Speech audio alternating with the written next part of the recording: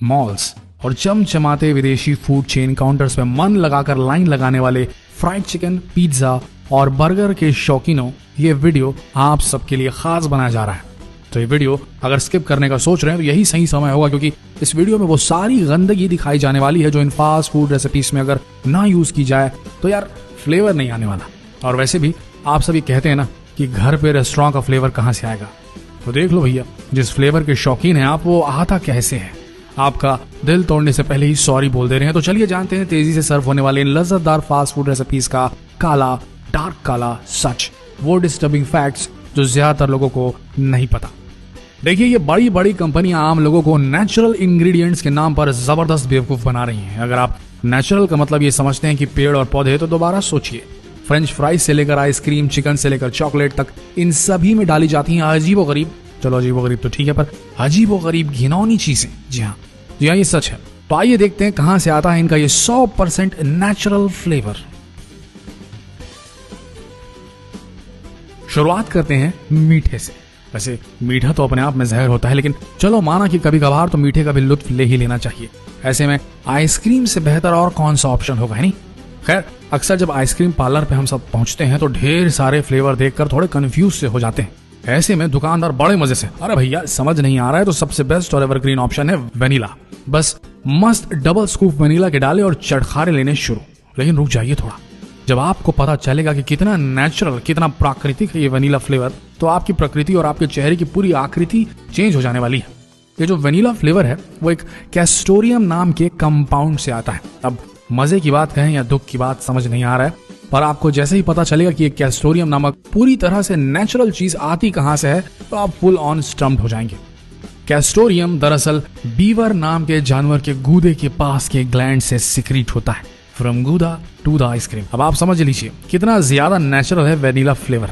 जब कैस्टोरियम को बीवर की यूरिन में मिक्स किया जाता है तो बिल्कुल वेनिला फ्लेवर की तरह स्मेल करता है। हो गया नेचुरल फ्लेवरिंग सब्सटेंस। नहीं, मैक्सिमम कंपनीज जो वेनिला का नेचुरल फ्लेवरिंग सब्सटेंस डालती हैं वो इसी को यूज करती हैं। तो अगली बार जब आप वेनिला फ्लेवर का कुछ भी लें तो बीवर को याद करना बिल्कुल ना भूलें। अगला है बियर। पानी और चाय के बाद बियर दुनिया की सबसे ज्यादा बिकने वाली लिक्विड बेवरेज है। अगर आप वेजिटेरियन हैं और फिर भी बियर पीते हैं तो शायद आपको ये बात जानकर बहुत परेशानी होने वाली है। ये 7000 सालों से मार्केट में चल रही है, लेकिन इसको बनाने का तरीका आज के दौर में बिल्कुल बदल चुका है। बियर जैसे पहले साफ सफाई से वेजिटेरियन रूप से बनती थी, सारे इंग्रेडिएंट्स को फर्मेंट करके फ्रेश वेसल में डाल करके फ्रेश रख के बनाई जाती थी, अब वैसे नहीं बन रही है। अब केमिकल फॉर्मूलेज आने के बाद में ज्यादा बेहतर, ज्यादा बेहतरीन तरीके से मार्केट करने के लिए लोग एक से एक चीज इसमें मिक्स करने लगे, जैसे कि आइसिन ग्लास। आजकल की बियर्स में बहुत से ब्रांड्स में आइसिन ग्लास का इस्तेमाल हो रहा है ताकि बियर क्लियर दिख सके एकदम। पर आइसिन ग्लास है क्या, आपको बता दें, दिल तोड़ने वाली बात है। आइसिन ग्लास असल में मछली के सूखे हुए मूत्राशय का चूरा है। दिल जरूर टूटा होगा, लेकिन ये है तो वही। तो अब जब भी आप बियर पी रहे हैं तो सोच के चलिए कि आप मछली के सूखे हुए मूत्राशय का चूरा भी साथ में खींचे पड़े। तो अगर अगली बार पीना चाहते हैं तो भाई आपकी मर्जी। देखिए आगे बढ़ते हैं। नेक्स्ट बात करते हैं रेड फूड कलर की। मार्केट में अधिकतर लाल दिखने वाली चीजें जैसे कैंडीज, बिस्किट्स, केक, जूसेस, यहाँ तक कि लिपस्टिक पर लाल रंग का जो इंग्रेडिएंट चढ़ता है वो किससे मिलता है ये जानेंगे तो आपके मतलब क्या बोलना चाहिए, होश पूरी तरीके से उड़ जाएंगे। सन 2012 में ये इंग्रेडिएंट स्टारबक्स की फ्रेपेचिनो में भी पाया गया था। मतलब इतने बड़े जो क्या बोलना चाहिए फूड चेन है वहां भी मिला था ये, जिस पर लोगों ने खूब हंगामा किया था। हालांकि बाद में स्टारबक्स ने इसका यूज करना बंद कर दिया था। इस इंग्रेडिएंट का नाम है कार्माइन, जिसे रेड फूड डाई भी कहते हैं, और ये so called natural red colour बनता है तो नेचुरल, लेकिन कैसा नेचुरल, प्लांट नेचुरल या एनिमल नेचुरल। ये असल में जो है कार्माइन जो कलर है रेड कलर का, ये क्रश्ड इंसेक्ट यानी कि कुचले हुए स्पेशल किस्म के कीड़ों से इसका रंग मिलता है। लिपस्टिक में भी लगता है, सोच के देखिए। अगर आप इस बात को हजम नहीं कर पा रहे हैं तो खुद इस तरह लाल दिखने वाली चीजों के इंग्रेडिएंट्स को चेक कीजिए, जिसमें आपको मिलेगा नाम carmine, red dye food, cochineal extract. अब देखिए ये मिल ही जाएगा। ये तीनों उसी कॉकिनियल कीड़े के अलग अलग नाम है। कॉकिनियल कीड़ों को सुखाकर कुचलकर मिक्सर में सोक किया जाता है, जिससे कि ब्राइट रेड कलर बनता है। 1 पाउंड के लिए ऐसे 70,000 कीड़ों को कुचला जाता है। आप समझ लीजिए आप क्या ले रहे हैं, क्या खा रहे हैं, और लाल कलर की चीजें क्या क्या हो सकती हैं। आगे बढ़ते हैं। अगली बात कर रहे हैं आपके सबसे फेवरेट, बच्चों के सबसे फेवरेट और मोटे लोगों के लिए खास जो रहता है, बहुत ही पसंद उनको रहता है, वो है पोटैटो चिप्स। इतना तो खैर आप समझते हैं, पोटैटो चिप्स हेल्दी नहीं होते, लेकिन हाई सोडियम सैचुरेटेड फैट और सिंपल कार्बोहाइड्रेट के अलावा भी इनमें कुछ ऐसा पाया गया है जिसे जानकर शायद आपका पोटैटो चिप्स खाने का मन हमेशा हमेशा के लिए ना करे। वो केमिकल कंपाउंड है sodium bisulphide. Sodium bisulphide cosmetic products यहाँ तक कि टॉयलेट क्लीनर में भी इस्तेमाल होता है। टॉयलेट क्लीनर, पोटैटो चिप्स, क्या कॉम्बिनेशन है। सोडियम बाइसल्फाइड एक प्रिजर्वेटिव है जो चिप्स को लंबे समय तक खराब नहीं होने देता और टूटने से भी बचाता है। हेल्थ एजेंसीज का कहना है कि चाहे बहुत थोड़ी सी क्वांटिटी में सोडियम बाइसल्फेट सेफ है, लेकिन फिर भी ये फ्रूट्स वेजिटेबल के साथ बहुत जल्दी रिएक्ट करता है। यहाँ तक कि 1986 में जब सोडियम बाइसल्फाइड को फ्रेश फ्रूट्स और वेजिटेबल्स पर लगाया गया तो उनको खाकर 13 लोगों की उसी वक्त मौत हो गई थी। इनमें से काफी लोग एस्थमेटिक पेशेंट्स भी थे। पोटैटो चिप्स बनाने वाली कंपनी का कहना है कि जब तक उन्हें इसका कोई बेहतर सब्स्टिट्यूट नहीं मिल जाता वो इसके बिना अपना प्रोडक्ट नहीं बना सकती। तो भैया देख लो, अब अगर खाना है पोटैटो चिप्स तो संभल के खाओ। रहता है उसमें ये जो हम बता रहे थे अभी जो नाम था, लेकिन समझ लो भैया ये खाना ठीक नहीं है आप सबके लिए। आगे बढ़ते हैं। अगली बात कर रहे हैं प्रोसेस्ड ब्रेड की। मार्केट में मिल रही फैंसी ब्रेड्स रेस्टोरेंट में जो मिलती है, एक से एक अलग अलग फ्लेवर की मिलती है। चॉकलेट फ्लेवर और फ्रूट फ्लेवर जो ब्रेड्स मिलती हैं और साथ में आपके केक्स जो मिलते हैं, इसमें एक स्पेशल चीज मिलाई जाती है, नाम है L-सिस्टीन। कमर्शियली L-सिस्टीन कंडीशनर की तरह इस्तेमाल होता है ताकि ब्रेड बहुत ज्यादा सॉफ्ट हो जाए। अलग अलग शेप में, यहाँ तक कि बिस्किट्स और बाकी सारी चीजों में भी इससे इस्तेमाल होता है। वैसे L-सिस्टीन के साथ प्रॉब्लम क्या है? प्रॉब्लम ये है कि L-सिस्टीन को एक्सट्रैक्ट किया जाता है बालों से। जी हाँ, बालों से। रिपोर्ट्स में पाया गया कि चाइना के सैलून में कटे हुए बालों को जमीन से उठा के उनको एसिड में डिसॉल्व करके L-सिस्टीन एक्सट्रैक्ट किया जाता है, चूसा जाता है उन बालों से ताकि कमर्शियल ब्रेड बन सके। यूएसए में L-सिस्टीन को डक फेदर से बनाया जाता है, ना कि बत्तखों के बालों से बनाया जाता है, लेकिन हमारे इंडिया में जो माल आता है L-सिस्टीन वाला वो आता है चाइना के बालों से।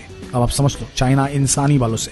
तो अब जब भी आप ये सब खा रहे हैं तो देख लीजिए L-सिस्टीन डला है कि नहीं डला है। डल गया तो फिर आप देख लीजिए, आप चीनियों के बालों का जो शोरबा है वो मस्त मिक्स करके खा रहे हैं। अब आगे बढ़ते हैं। अगला है च्युइंग गम। इतिहास की माने तो ह्यूमंस जो हैं, हम इंसान जो हैं, च्युइंग गम आज से 5 से 9,000 सालों से चबा रहे हैं, लेकिन च्युइंग गम को बनाने के लिए जो इंग्रेडिएंट्स पहले यूज किए जाते थे आज उनसे बिल्कुल अलग है। पहले दिनों में च्युइंग गम जो होती थी वो बोलना चाहिए कि आपको पेड़ से निकलती थी। आजकल बहुत ही रेयर कंपनी है जो पेड़ के अंदर से च्युइंग गम बनाती है। जो इंग्रेडिएंट्स पेड़ों से मिलते हैं उनसे च्युइंग गम बनाती है। मैक्सिमम कंपनीज एक सिंथेटिक इंग्रेडिएंट का इस्तेमाल कर रही हैं, जो रबर जैसा मटीरियल जिसका नाम है पॉलीआइसोब्यूटेनिल। ये वही मटेरियल है जिससे टायर ट्यूब्स मैन्युफैक्चर होते हैं। पॉलीआइसोब्यूटिलिन को फूड ग्रेड प्लास्टिक के साथ मिक्स करके च्युइंग गम बनाए जा रहे हैं। पॉलीआइसोब्यूटिलिन को यूज करने का रीजन यही है कि बहुत इजीली अवेलेबल है और इससे च्युइंग गम सस्ते में बन के तैयार हो जाती है। तो आप देख लो भैया, आप क्या चबा रहे हो। ये मैन मेड पॉलीमर है, आप इसे चबा रहे हैं, टायर ट्यूब में भी लगता है। तो देखो भाई क्या चबा रहे हो आप। आगे अब इसके बाद जो सबसे बेहतरीन है वो है चिकन नगेट्स। अब हम यहाँ किसी चेन का स्पेशल नाम तो नहीं लेंगे, लेकिन जहां जहां आपको चिकन नगेट्स मिलते हैं वो बनते कैसे हमको बता दें आपको। इसका प्रोसेस ऐसा है कि ये चिकन को मैकेनिकली सेपरेट करते हैं। बेसिकली चिकन को लार्ज ग्राइंडिंग मशीन्स में डाला जाता है, जिससे कि चिकन की चटनी सी बन जाती है। इसमें चिकन के सभी पार्ट्स होते हैं, जैसे कि चिकन की हड्डी, आंखें, चोंच सब रहता है। मतलब कि जो पार्ट्स आप नहीं खाना चाहेंगे वो भी रहता है। इसे और फिर बेहतर बनाने के लिए इस मिक्सचर को अमोनिया गैस के चेंबर से पास किया जाता है, ताकि अगर कोई वेस्ट में कोई बैक्टीरिया वगैरह है तो वो मर जाए।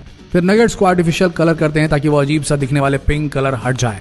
और क्या आप जानते हैं कि रेस्टोरेंट में मिलने वाले चिकन सॉसेस जो होते हैं वो इतने शाइनी कैसे होते हैं?